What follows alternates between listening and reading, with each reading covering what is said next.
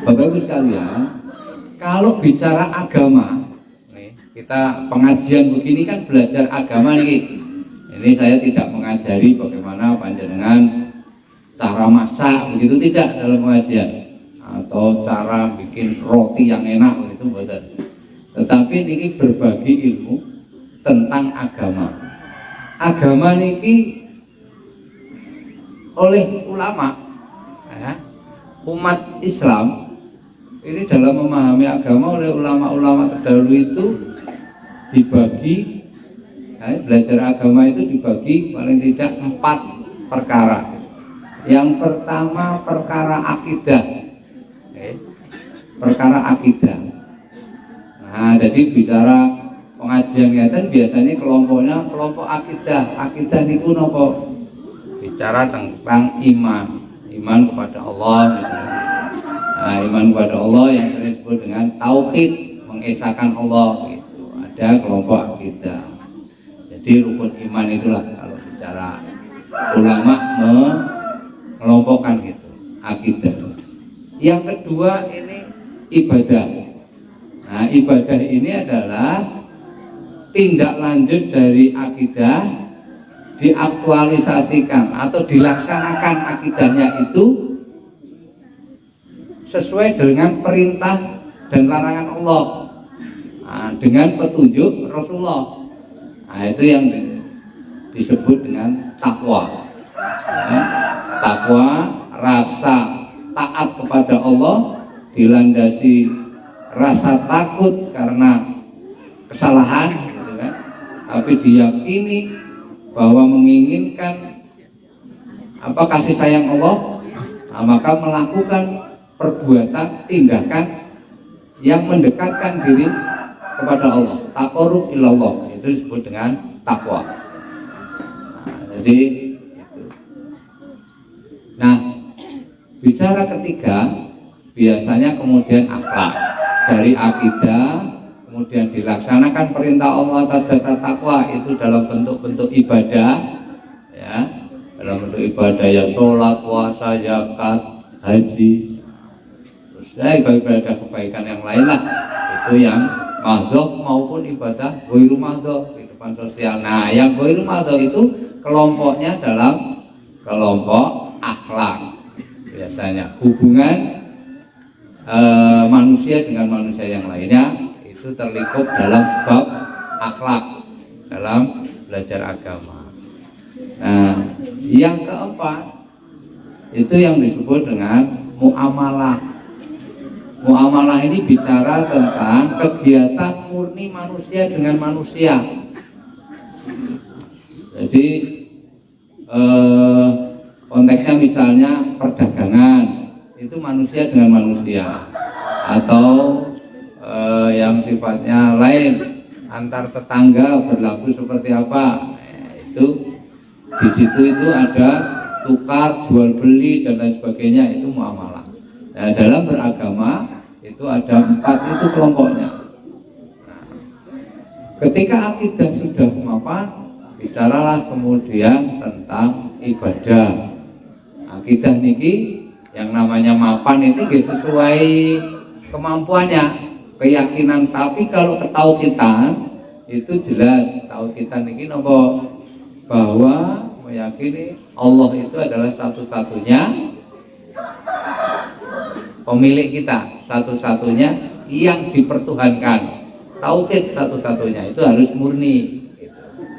Jadi tidak boleh misalnya yang rusak-rusak akidah ini enggak boleh. Misalnya yang dagang, misalnya dagang pecel, wah malam sudah siapkan pecel, biasanya pagi-pagi buat sarapan. Mau berangkat ke pasar jual pecelnya, kesandung lawang, duduk, waduh, iki kok tanda-tanda sial ini. Nah, niku mboten angsal. Niku namanya merusak akidah, ya, yakin wah iki ya. Terus habis itu ngetoke sepedae, lagi ngetoke sepedae bocor, wah mau bar kesandung, saiki bocor, tanda-tanda mana? Nah, sial.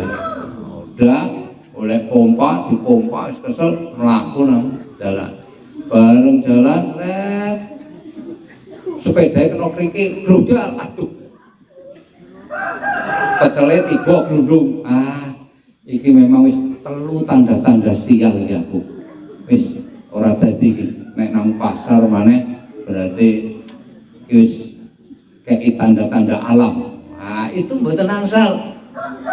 Niku jenenge tidak meyakini bahwa kehendak Allah itu melingkupi kita. Itu tauhid. Tapi terus percaya tanda-tanda ini diyakini betul. Kayak misalnya, tadi ada misalnya ada kejadian, tadi malam itu enggak ada mimpi apa-apa.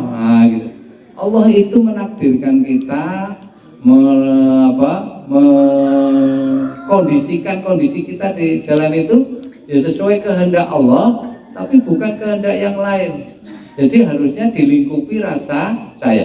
Jadi kalau kesandung, makanya kalau di Jawa Timur di tempat saya itu kesandung gitu aja, jarang.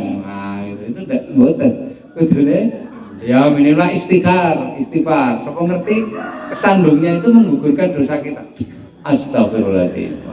Di kalimat-kalimat thayyibah. Jangan terus jarang. Boten. Kalimat thayyibah menggugurkan, siapa tahu menggugurkan dosa kita kecil-kecil. Nah, siapa tahu juga tanda-tanda usaha tadi itu bisa jadi Allah menentukan, di balik kesusahan ada kemudahan. Setelah kesandung, balik bocor, nabrak kerikil, siapa ngerti udah ngantri pedagangnya, pelanggannya, gitu. Kita nggak pernah tahu apa yang di depan nanti. Itulah disebut dengan takdir Allah, yang disebut dengan akidah tadi. Kita meyakini takdir Allah jalan, pokoknya berpikir positif pada Allah. Itu tahu kita. Jadi kalau kemudian ini telu tandane sial, apalagi misalnya ketiban cicak misalnya, gitu. Ayo, niki wonten ketiban cicak. Waduh, wis ora sida metu malah ketiban cicak tandane cilaka iki. Niku pun melenceng akidah. Boten yakin atas kehendak Allah, boten yakin perlindungan Allah terhadap kita. Kalau kita itu tiap sholat, insya Allah Allah melindungi kita. Harus berpikiran positif terus terhadap Allah. Dan itu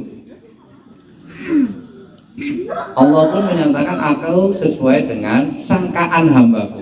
Jenengan menyangka Allah itu tidak sayang, jenengan tidak disayang. Allah itu nyatakan kita, saya ini sesuai dengan sangkaan hambaku. Panjenengan bersangka Allah sayang, jenengan disayang Allah. Dengan menyangka Allah itu menehi sial aku, sial beneran nanti. Ngaten nggih, selalu berpikir positif pada Allah. Bapak-bapak, ibu-ibu sekalian, itu tauhid. Nah, yang kedua dalam menjalankan tauhid itu kan ada perintah Allah, kita juga kasih dasar takwa itu kepada Allah. Kira-kira pengetahuan Bapak Ibu sekalian, ibadah yang diperintahkan oleh Allah dan kemudian menjadi hisab dihitung pas jenengan meninggal nanti, setelah meninggal kemudian menunggu di alam barzah. Nah, ahli filosofi Islam menyebutnya di kuburan itu manusia meninggal itu seperti tidur dan bermimpi. Mimpinya apa? Mimpinya itu hasil perilaku kita semasa hidup. Nek semasa hidupnya ape, ibadai ape, hubungan sosial dengan tetangga ape, di alam barzah di kuburan itu rasane padang, rasane enak, ora sumpek. Begitu itu menurut ulama-ulama yang menafsiri alam barzah itu seperti apa. Dia cerminan sambil menunggu kiamat itu dibangkitkan kembali. Ya, yang yang di kuburan itu seperti tidur, dan mimpinya itu tergantung mimpi selama kehidupan di dunia. Kalau apik, mimpinya apik. Kalau elek, nah itu repot.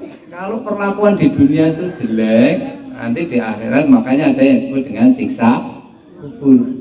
Nah, para ulama filsuf itu nyebut, ya kalau perlakuannya apik di kuburan nanti ngimpinya apik, amal solehnya mencerminkan dia dalam kuburan. Tapi kalau amalnya buruk di dunia, ketika dikubur kaki-kaki yang mengantarkan jenazah di kuburan udah pergi, mulailah di situ mimpinya buruk. Wah, jadi seperti alam nyata di alam kubur. Jadi mimpinya itu orang menurut ahli filsafat agama itu, bahwa orang di situ tuh seperti membangkitkan memori lagi. Kalau perilakunya jelek, di situ itu ada seperti nyata itu dia seperti disiksa. Tapi jangan bayangkan seperti yang di sinetron. Misalnya mau peulone atau terus baru ada apalah yang serem-serem nang jero. Oh iya, kok bom dan semuanya, ya bukan seperti itu. Ya tetap jasadnya ada, tetapi itu yang goib gitu, yang bisa dirasakan oleh mayatnya, yang dirasakan oleh jenazah yang ada di dalam kubur itu. Dia dipentungi, itu kan karena hasil kehidupan dia saat nyata. Maka orang yang soleh itu di alam kuburnya nyaman, padam, nggak ada siksaan gitu. Tetapi jika amal solehnya buruk, senengane ya misalnya hal-hal sepele lah, ono kucing lewat dipentung misalnya begitu, nah nanti ngimpinya koyo-koyo kucing dipentungi gitu kan. Seperti itu. Jadi kita ini kayak dibangkitkan memorinya. Itu menurut ulama. Jadi monggo ini kan menyemangati kita untuk pokoknya berusaha baik saja, sehingga di alam kubur nunggu hari berbangkit. Dibangkitkan itu tidurnya nyaman di alam barzahnya. Makanya terus ini. Tapi juga tidak seperti sinetron itu gitu. Jadi niku nggih ngapusi. Nah, kembali lagi, jika kemudian tadi akidahnya benar, ibadah. Nah, ibadah yang paling pertama dihisab saat dibangkitkan pada masa nanti itu apa Bapak Ibu sekalian? Sholat. Okay. Nah, sholat ini perlu dipun jaga, karena sesungguhnya amalan yang paling pertama dihisab di yaumil akhir nanti itu adalah sholat.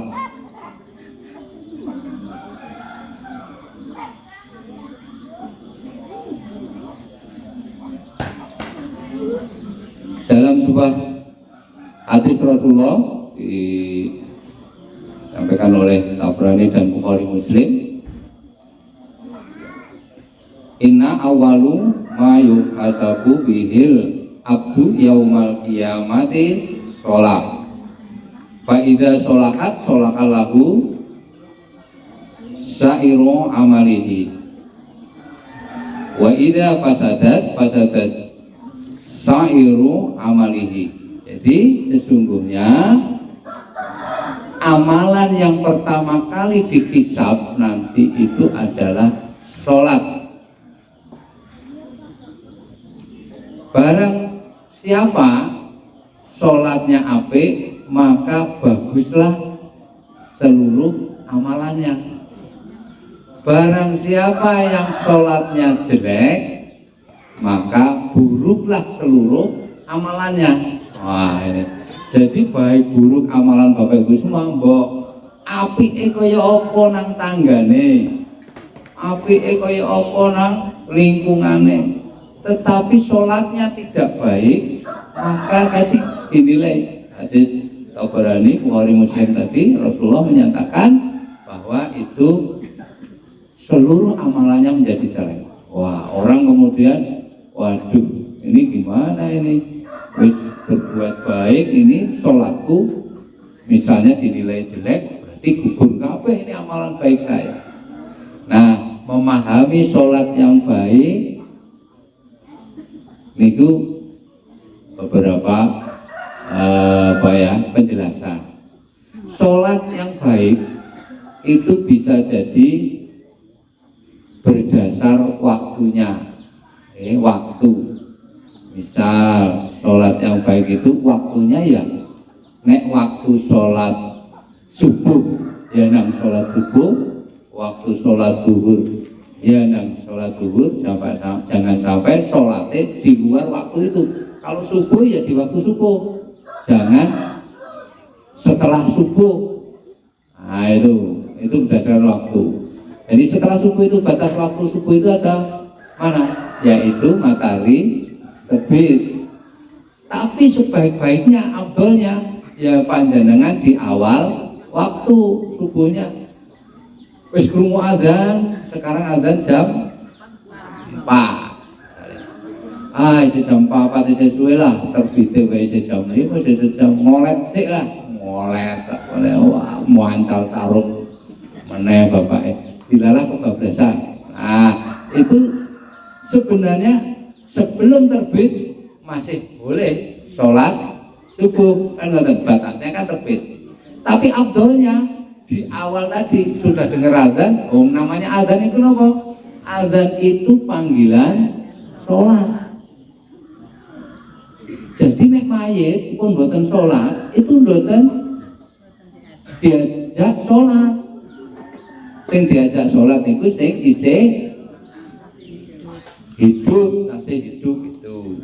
Ini kemama. Terus itu Pak, sholat di kuburan, azan di kuburan itu gimana? Memandangnya jangan saklek. Oh, itu tidak diajarkan oleh Allah. Gak boleh itu. Wah itu, wah tidak boleh.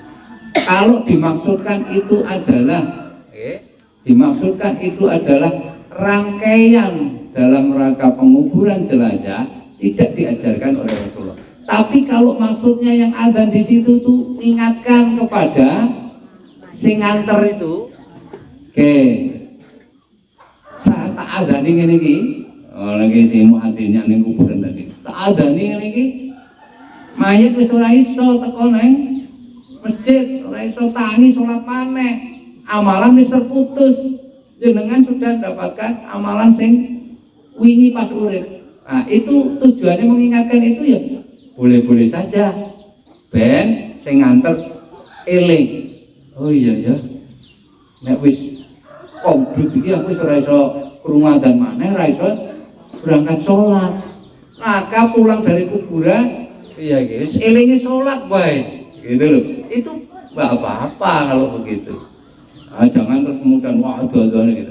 Memang dalam tuntunan Rasulullah menguburkan jenazah itu tidak ada azan. Tetapi dalam konteks kebaikan ini menunjukkan bahwa orang yang meninggal itu mbok diadzani ora iso tangi meneh salat. Iki ngelingke sing takziah sing antar jenazah yo. Salat sak durunge kowe di salati. Maka itu kemudian dan nyontel gitu. Bahkan Rasulullah itu kan mengajarkan ziarah ke kubur itu Rasulullah ziarah, tapi tujuannya bukan untuk nalap berkah. Ziarah kubur itu mengingatkan kita atas kematian. Jadi panjenengan itu monggo dongake di kuburan ya boleh, tidak dongake di kuburan, dongake di rumah juga boleh. Karena Allah itu dongane kemana? Kepada Allah, tidak harus di kuburan. Dongake di rumah, dongake orang tua, dongake saudara, itu di rumah, ya, yang baik itu. Ya, jadi Allah itu maha mendengar doa hambanya. Ud'uni astajib lakum, berdoalah kepadaku dan aku akan mengabulkan doamu. Tidak ngomong kudu nang kuburan. Itu tidak. Allah itu pokoknya di mana saja panjenengan selama itu di tempat yang baik, ya berdoa. Itu kan? Berdoa. Pertama, doa perlindungan, kita melindung dari musibah dan lain sebagainya. Kedua, doa mendapatkan keberkahan, manfaat, rezeki, boleh macam-macam doa boleh. Doa ya Allah, mugi-mugi aku entuk mantu sing ganteng sugih, boleh. Nek Allah melihat itu menjadi manfaat berkah panjenengan, dikabulke untuk mantu ganteng, untuk mantu sugih. Tapi nek Allah melihat, wah ibu kae nek tak turuti dongane untuk mantu ganteng sugih, wonge dadi sombong pamer-pamer.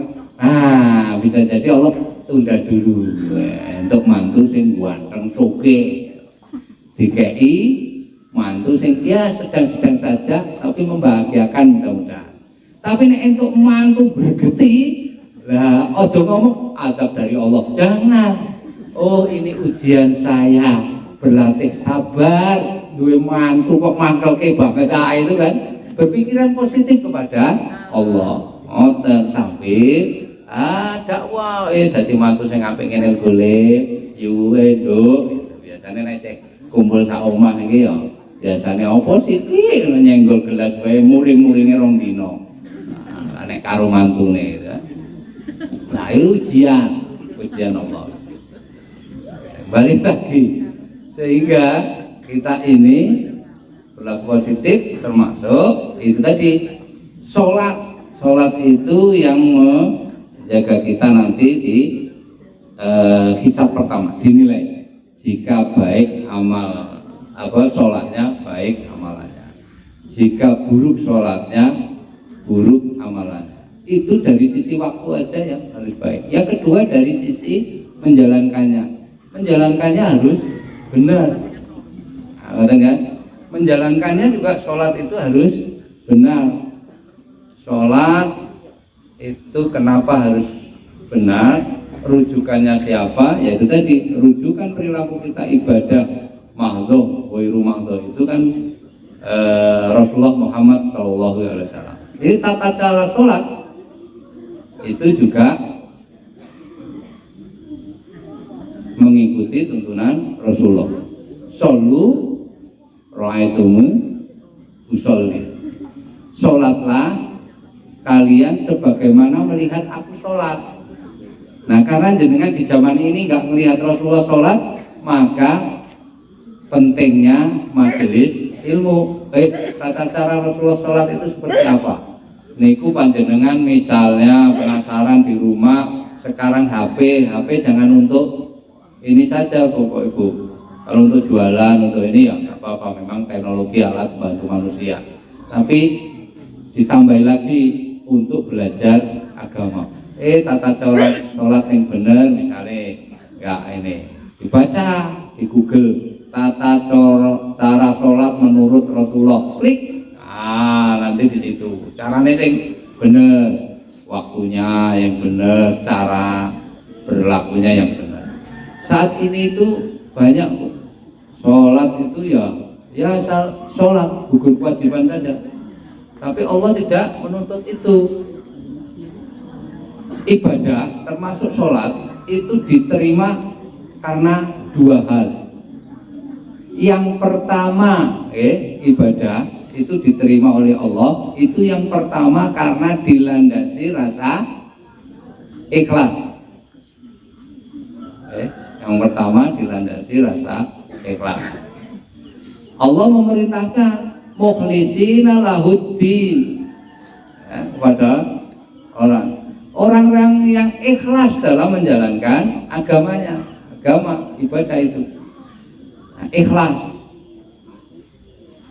Yang kedua itu adalah ittiba Rasul, mengikuti sunnah Rasulnya, mengikuti contoh baik perkataan maupun perbuatan Rasulullah. Jadi ibadah bisa diterima oleh Allah itu syaratnya dua tadi, landasi ikhlas, yang kedua niru sunnah Rasulullah, itu bisa diterima. Nah, niru Rasulullah ini, sunnah Rasulullah termasuk karena ini amalan yang pertama nanti dihisab, maka harus sesuai dengan tuntunan Rasulullah. Melalui mana? Dengan ya majelis ilmu ngeten iki nanti tanggal jawab dan lain sebagainya, atau ya awalan baca-baca nek isin gitu kan, nek majelis atau takon isin baca-baca di HP Google, atau kalau ada buku tata cara tuturan sholat. Nah nek ragu-ragu kok beda ya karo iki foto ini, nah ini bisa tanya, tanya kepada ustadz ulama yang panjenengan yakini bisa menjawab pertanyaan panjenengan. Tanya satu ustadz, oh urung puas ustadz yang lain, misalnya begitu. Paling deket ke Ustadz Sarito, tanya ke Ustadz Sarito. Nah, langsung wah iya, bisa mana lagi, tanya lagi ke Ustadz Patoni, misalnya begitu. Itu adalah hausnya ilmu seorang umat. Jadi umat muslim itu harus haus ilmu, terutama ilmu-ilmu kebaikan, ilmu agama itu harus tanya. Karena sesungguhnya ilmu inilah jalan terang untuk menjalankan perintah-perintah Allah. Nah, kenapa sholat itu menjadi penting? Harus benar tadi itu ikhlas dan benar kepada Rasul. Karena apa? Sholat yang pertama ini adalah sarana komunikasi panjenengan kepada Allah yang resmi. Di luar yang resmi, di luar yang resmi ya. Setiap waktu kita ini komunikasi dengan Allah tadi itu. Misalnya kena musibah, istighfar, ya Allah ampunilah saya, misalnya gitu.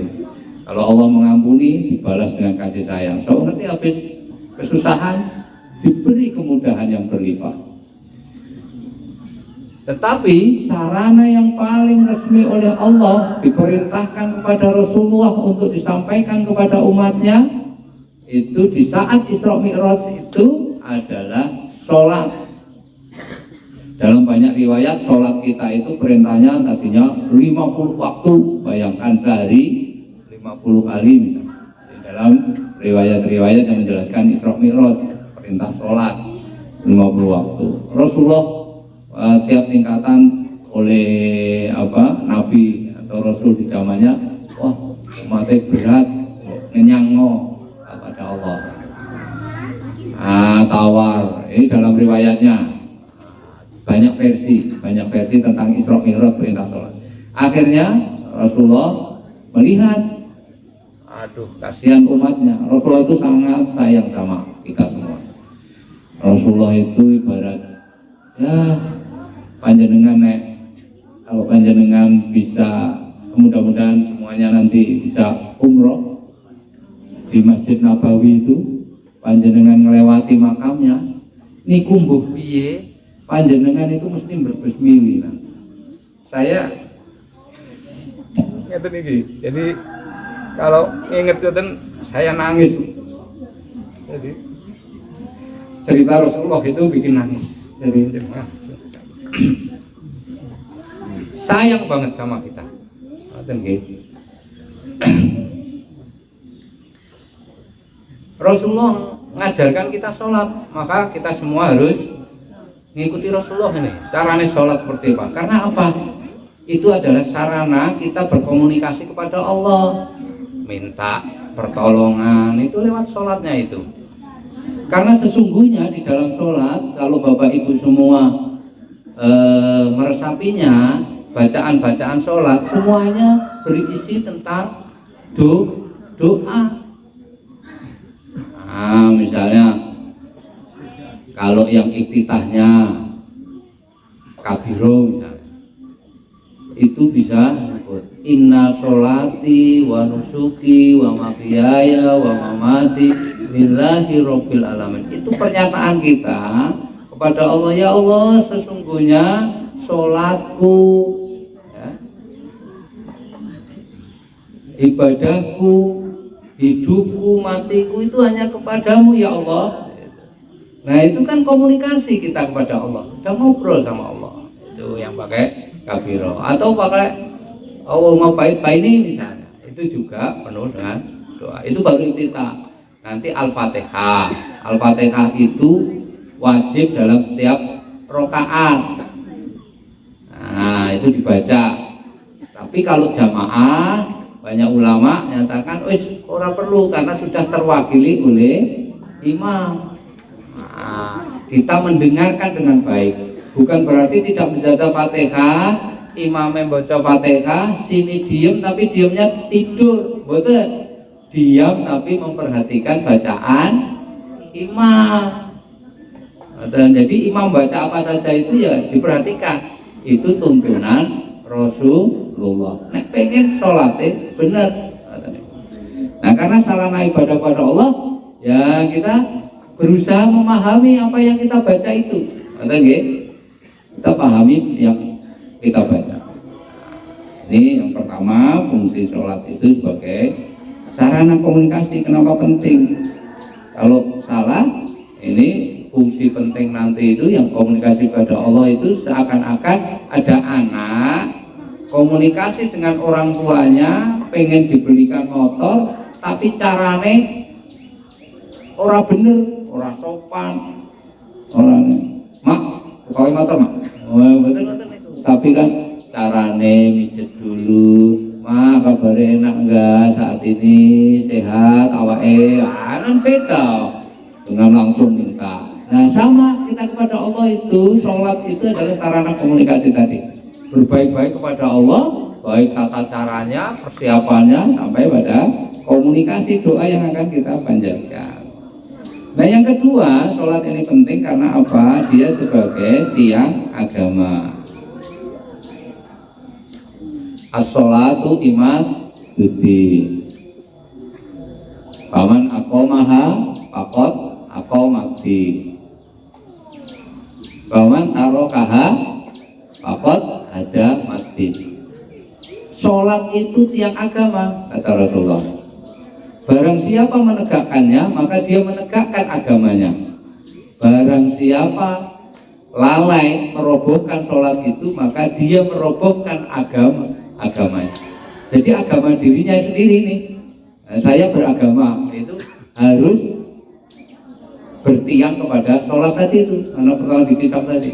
Jadi barang siapa menegakkan sholat itu melaksanakan sholat dengan yang baik, dengan cara yang benar, baik itu menegakkan sholatnya, maka dia menegakkan agamanya, amalannya. Agama itu seluruh amalan kita itu dalam koridor beragama. Nah, maka Rasulullah pun menyatakan itu, kalau sholatnya apik, maka dia menegakkan sholat, maka dia menegakkan agama. Jika dia lalai merobohkan agamanya, maka seakan dia merobohkan agama. Nah, fungsi menegakkan agama. Ada sholat sebagai bentuk ketaatan kepada Allah, karena ini bentuk perintah. Jadi ujian manusia paling tidak ada 4 hal. Ada perintah, ada larangan, ada ujian ujian kekayaan atau ujian yang apa lah, enak-enak di dunia. Nah, ada juga ujian susah-susah, penyakit dan lain sebagainya, gitu kan. Ada ujian kelima, ujian terhadap perilaku sosial, fitnah, dan juga rongrongan kaum kafir. Itu ujian, paling tidak ada 5 kelompok ujian dari Allah pada kita. Nah, maka ketakwaan kepada Allah itu merupakan bentuk ujian kepada kita. Taat gak para perintah? Baca di surat Al-Ankabut. Akhasiban nasu ayyutraku ayyaqulu amana fahum la yuftanun. Di Al-Ankabut ayat 2. Monggo pakai dibuka di situ. Allah nyatakan, akhasiban nasu ayyutraku ayyaqulu amana. Apakah mereka mengira cukup menyatakan aku beriman, syahadat tok. Tapi apakah mereka tidak diuji? Nah, Allah menyatakan Allah akan menguji setiap orang yang beriman, menyatakan diri ketauhidan kepada Allah. Nah, di Al-Ankabut itu, ahasiban nasu ayyutraku ayyaqulu amanah fahum la yuftanun. Dan mereka tidak akan diuji. Pasti diuji dengan ulama membagi 5 tadi itu. ujian ketaatan, ujian taat perintah, ujian menjauhi larangan. Ngoten itu pasti diuji, panjenengan akan diuji.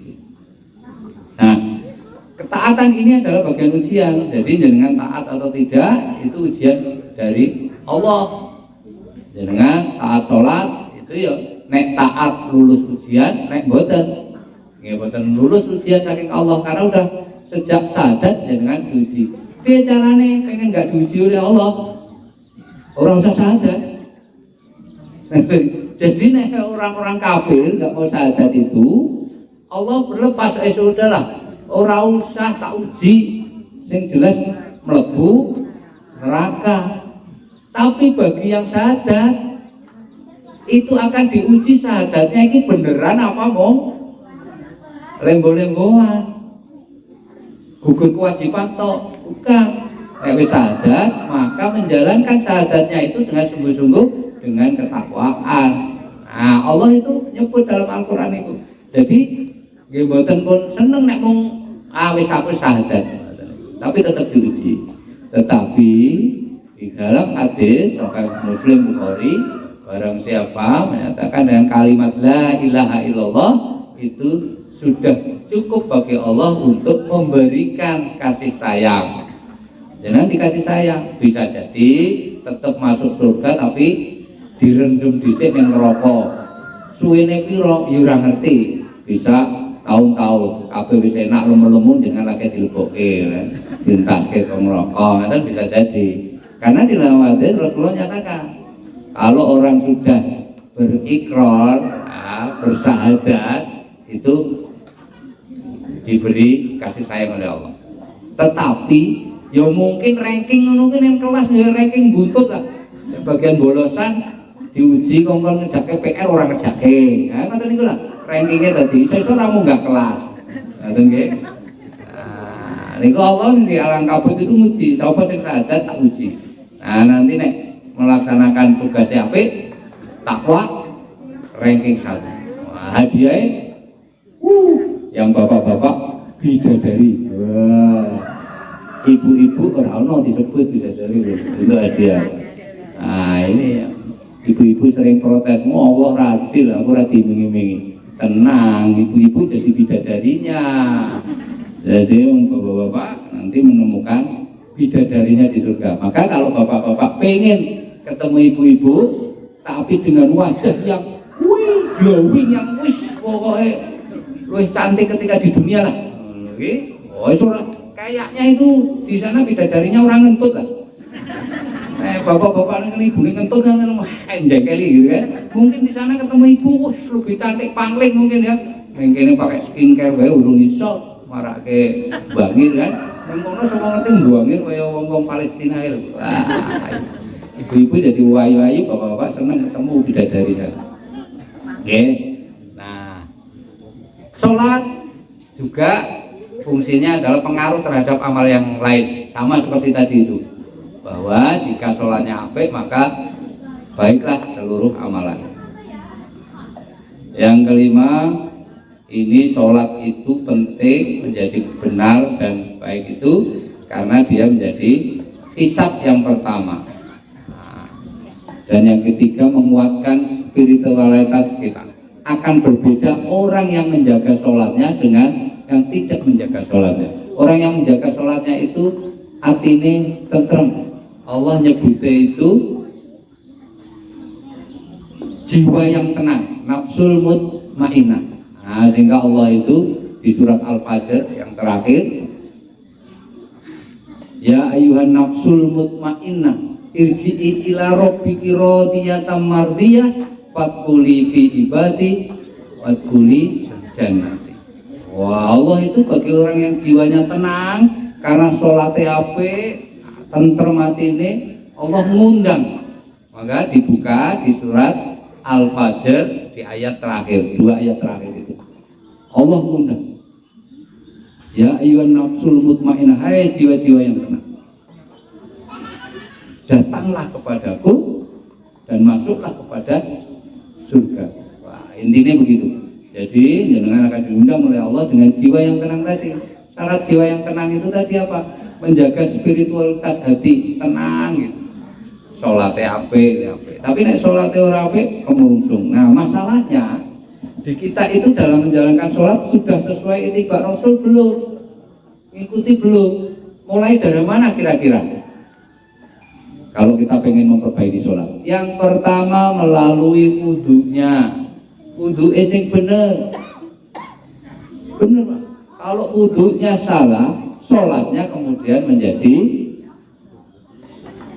bahkan tidak berarti. Kalau jika wudunya itu tidak benar, maka wudu yang benar, wudu cuma ceprit begitu. Nah, ini sering kali anak-anak ini yang sulit. Anak saya sendiri, nak gatek ke wudu tak inceng di kamar mandi, walah, epret. Mboten ngoten, Dek. Nih, diajari kanan 3 kali, kiri 3 kali. Dari mana? Dari siku sampai seluruh tangan, misalnya gitu. Orang mau ngecerik lagi. Ini kayak mainan air. Nanti mengusap kepala yang jelas. Seret, namanya mengusap bukan menciprati. Mboten ngoten, mengusap. Oke? Beda kan? Mengusap dengan nyiprati beda. Nah, monggo nanti pengajiannya rutin belajar mulai dari tata cara wudu. Wis niku mawon, bener sesuai tuntunan Rasulullah. Kangelan lah buku-buku dikeluarkan majelis tarjih niku banyak tuntunan wudu menurut Rasulullah. Nah, niku baik. Wudunya benar. Yang kedua, kemudian niat yang benar. Nah, niki perbedaan. Ono sing niat diucapkan, ada niat yang tidak diucapkan. Ada yang niat sholat isya. Allahu Akbar. Mantap. Jadi nek ora jelas. Tapi kalau pakai diwaca agar memantapkan diri ya. Karena di dalam tuntunan Rasulullah itu tidak ada Rasulullah nuntutnya diucapkan. Tetapi jika kemudian para ulama itu membantu jamaah ben sholatnya mantep, orang keliru niat, boleh. Misalnya sholat maghrib, usolli fardhu maghribi gitu. Itu meyakinkan bahwa saya ini sholat maghrib. Orang pas sholat asar niatnya usolli fardhu maghribi, ya salah. Jadi pas niatnya itu untuk meyakinkan, boleh-boleh saja. Tetapi jika dirinya sudah yakin betul, ya niatkan. Sama lah kalau kita berniat sesuatu, saya mau niat ke pasar, jenengan nopo dengar pelawang, aku niat nang pasar, bungo, betul nggih? Mesti jenengan, aku kudu niat nang pasar. Aku ning dalam hati baru dijalankan dengan sungguh-sungguh ke pasar. Bareng ke pasar, neng kono ibu-ibu jejer rumpi, menggo niate dadi terkotori dalam perjalanan. Meskipun niatnya sudah benar mau ke pasar, tapi di perjalanan bisa jadi ini kalau tidak teguh niatnya, menjaga niatnya tadi. Oh, aku sholat ya sholat, jangan sholat Allahu Akbar. Saya mikir, aduh, utangku isih kira kali cicilan. Nah, itu wis menggo mana? Sholat itu ngadep Allah, orang mikir lia-lia. Kata jadi wis niat, yakin. Neng kurang mantep nggih monggo lah diucapkan, nek belum bisa mantep ndak apa-apa, diucapkan ndak apa-apa. Neng ojo salah ucap, ngoten niku. Usolli fardhu subhi. Adaan lillahi ta'ala, Allahu Akbar. Ada yang sebut rokaatnya boleh atau cuma hanya waktu subuhnya. Itu banyak karena tidak ada tuntunan baku nih, redaksi ini seperti apa, tidak ada. Jadi banyak beneran itu, sampai lengkap. Juga ketika imamah, jamaah, jadi jamaah pengen mencapai, itu ya harus lengkap bahwa saya berniat sholat ini dengan jamaah. Usolli fardhu maghribi, terus salasa, rok, atai, terus itu redaksinya udah keliru. Ketika jenengan sholat sendiri dengan berjamaah, itu menjadi niat yang beda ketika diucapkan. Harus ditambahi makmuman lillahi ta'ala. Jangan niat ini makmum. orang sholat dewe. Nah itu khawatirnya kalau tidak pinter redaksinya antara yang diucapkan dengan yang dilakoni itu berbeda. Luwe aman gitu. Wis teko jamaah gitu komat ngadeg kabeh niat dalam hati ya aku sholat maghrib jamaah. Rong rakaat Allahu Akbar itu orang usolli lali mana baleni mana saya pernah lihat itu niat bola balik nah jadi yang saya sebelahnya jadi terganggu niat banter mana jadi saya salah ya salah nah gitu terus aku mau pada kalau aku neng pasar menggok tadi deh aduh yang ganggu yang lain nah itu yang mulai dari sana terus tata caranya Rasulullah itu ya wudu apik dengan niat yang benar. Terus yang kedua diawali dengan takbiratul ihram. Yang benar takbir, yang mantap Allahu Akbar. Ada yang ini yang biasanya terjadi di jamaah. Kalau sendiri-sendiri kan nggak ada yang tahu. Kalau saya tahunya jamaah. Jamaah Allah. Wah, mana? Boleh di mana? Allah, ngantek ping 35 ora tadi. Jari ini burung mantep. Nah, ini aneh. Ngenteni mantep ya kapan sampai kiamat ya ora mantep karena manusia. Yang paling mantep itu ya Rasulullah itu. Nah, itu. Jadi panjenengan itu terbatas manusia, maka ketika sudah takbir yang benar. Orang usah ditawa-tawa, orang usah wah diperbolis atau mendayu-dayu. Allah. Terus biasa saja itu. Wah, anak sing ngekep gini ya enggak biasa, stres itu ya. Itu kalau sendiri takbir yang benar. Tidak neko-neko. Ya takbir. Nah, terutama saat jamaah ini diperhatikan. Ketika imam mengatakan sawu subufakum fa inatas subuh min tamamin sholat. Jamaah langsung kebiasaan sami'na wa ata'na. Tapi dilalu orang ikuti banyak ini renggang-renggang, pateng pelencang gitu enggak. Wong perintah imame sholat rapatkan barisan ya, luruskan rapatkan barisan. Tapi baru ngomong sami'na wa ata'na, wah kami mendengar, saya mengikuti. Tapi orang ngakoni bisa renggang-renggang gak karuan. Berarti kan ngomong tok orang ngerti artinya. Maka harus juga oh ya imame mengingatkan. Soal lurusnya shop itu adalah bagian dari kesempurnaan sholat. Dengan rapikan, luruskan. Ojo menceng-menceng gak karuan. Lurus, rapi, rapat. Rapat itu bukan berarti dempet-dempetan atau ngidek-ngidekan sikil, ora rapat. Saya pernah itu sholat pepet boy. Lah dipidah, aku ngalih. Sikilku digoleki maneh, pidah maneh, ngalih maneh. Wah, iki akhirnya tak menjadi sabar, sholat ana ujiane. Puidak ngono. Ada seperti itu. Suatu saat mungkin jenengan akan ngerti karena ada apa yang menafsiri bahwa rapat sop itu ya harus sampai beda-bedaan. Wah, rasa ke sikile wong liya lah. Urung ketemu sikile wong liya brayangi. Ngantek jamaah liya mau kangkang ngono. Nah, itu karena apa ngejar sikil tadi. Tapi harus sadari semua lurus rapi. Itu yang jamaah sering terjadi ini, masih saat ini pun ada. Jadi renggang-renggang itu harus dirapatkan, nggih. Tapi rapat bukan berarti desak-desakan. Karena Rasulullah pun lunakkan bahumu dalam jamaah, gitu. Lunak bahu itu apa?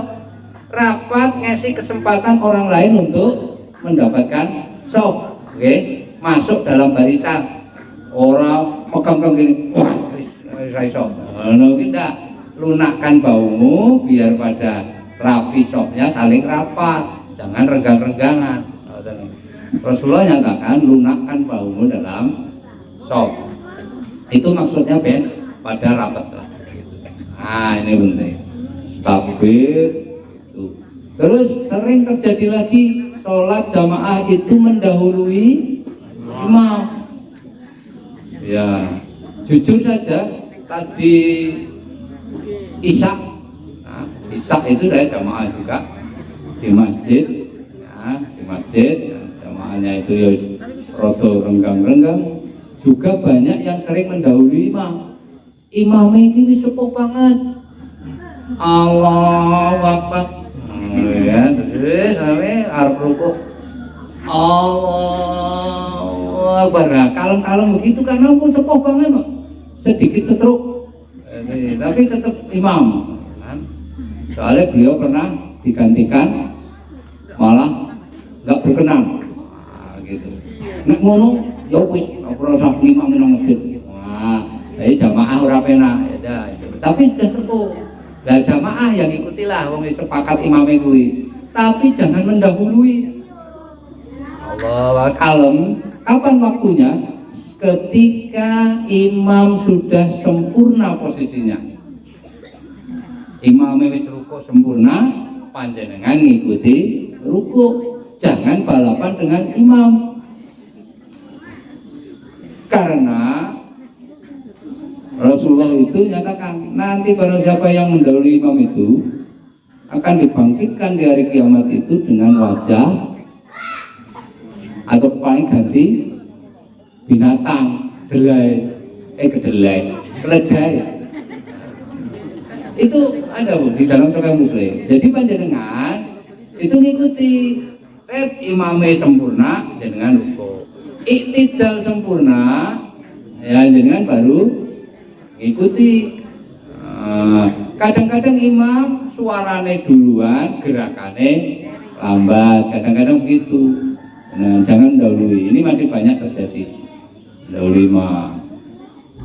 Terus yang ketiga selanjutnya misalnya hal-hal yang lain dalam sholat terutama jamaah, ketika bacaan imam itu sudah dilantunkan, panjenengan menyimak mendengarkannya, gitu.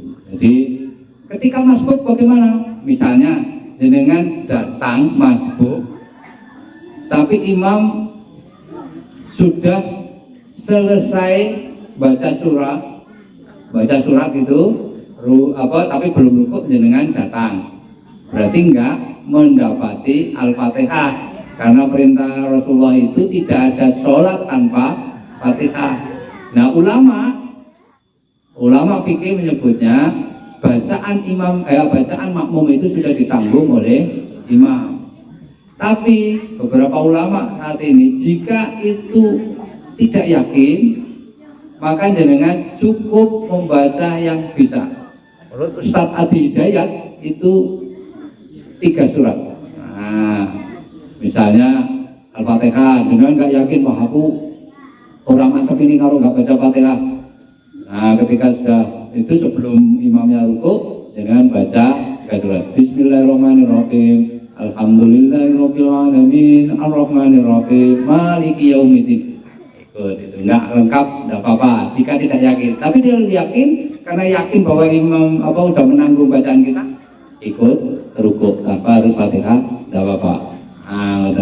Ulama-ulama fikih menerangkan begitu. Karena apa? Setiap orang mantapnya kan beda-beda, tapi tetap harus mengikuti tuntunan. Jika ada tuntunannya, tidak apa-apa diikuti. Nah, tuntunan tadi membaca Fatihah 3 ayat, ada ulama yang menyebut biar yakin, keraguan-keraguan, terhindar dari keraguan-keraguan.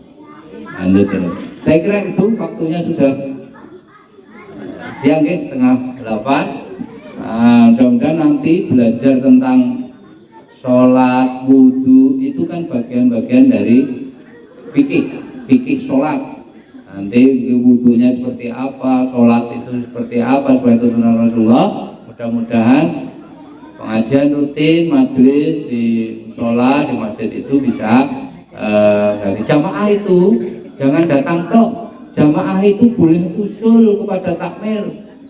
Pak Tamir, besok pengajiannya pakai ngisi tentang wudhu, boleh loh. Jadi malah seneng biasanya ustadznya itu malah seneng, oh saya ngaji bab wudhu atau bab sholat, nanti bab zakat, itu jangan jamaahnya pengennya ngerti apa, entuknya apa gitu, jadi nggak jelas. Jadi kurikulumnya bisa jelas berjamaah. Saya kira seperti itu. Mudah-mudahan apa yang saya sampaikan bermanfaat bagi kita semua, terutama bagi saya pribadi sebagai pengingat bahwa sesungguhnya kita semua ini bertanggung jawab atas diri kita sendiri yang kemudian diwujudkan dalam ketakwaan kepada Allah. Akhirul kalam, billahi taufiq wal hidayah. Assalamualaikum warahmatullahi wabarakatuh.